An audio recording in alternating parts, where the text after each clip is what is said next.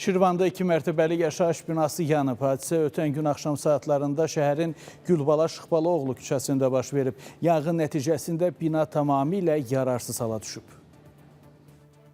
Vallahi bir də gördüm ki, yatmaq istəyirdi. Pəncərəmizi döyürlər ki, ev yanır, çölə çıxın, qaçın çölə. Mən də uşaq nəvələrimi götürüb çölə qaçmışam. Gördük alışıb yanıb. Çıxdıq oğlun Rafətlə yuxarı ki, nəsə bir köməklik göstərək. Gördük əməlli başlı alışma gedir. Orada yorğan döşək vardı. Çəkdim ki, heç olmasa qarşısını alım da yanıb düşürdü üstünə. Məlumat daxil olan kimi hadisə yerinə Fövqəladə Hallar Nazirliyinin yanğından mühafizə hissəsinə məxsus yanğın söndürən maşınlar və xeyli sayda canlı qüvvə cəlb edilib. Uzanmışım, yatmışım, onu da gördüm. Gəlin yat, qaçır o yana, qaçır bu yana. Az nə olub? Dedilər ki, ev eşik yanır. İçinə çıxartmamışıq. Heç nə. Heç nə. Ardı dokumentlər də götürməmişik.